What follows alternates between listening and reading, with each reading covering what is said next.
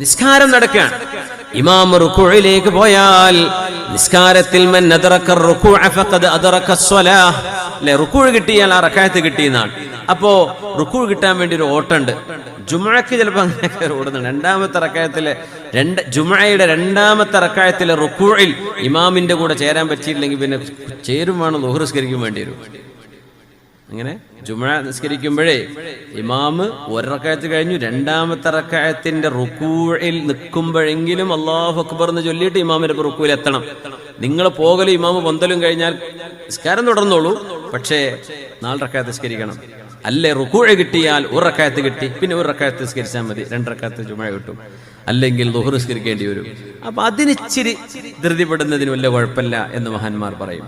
സാധാരണ നിസ്കാരം നടക്കുകയാണ്, നിങ്ങൾ നേരം വൈകി വരികയാണ്, എന്ത് ചെയ്യണ്ട? ഓടിക്കയറരുത്. നബി തങ്ങൾ പറഞ്ഞു, ഇദാ തൈതുമുസ്സലാ, നിങ്ങൾ നിസ്കരിക്കാൻ വരുമ്പോൾ ഫലാ തഅതൂഹാ വഅൻതും തസ്ഊൻ, ഓടിയിട്ട് വരരുതേ, ഓടി വരരുത് നിസ്കാരത്തിൽ വരുമ്പോ. ഇമാമിന് പോലും നിസ്കാരം തശ്വീഷാവും. എന്തേ സംഭവം? ചില പടപടാച്ചിട്ട് ഓടി വരും, ഇമാമിന് സിഗ്നൽ കൊടുക്കുക, ഇമാമേ പൊന്തല്ലേ ഞാൻ വരുന്നത്. ഒന്നും ചെയ്യണ്ട, ഇമാം പൊന്തിക്കോട്ടെ.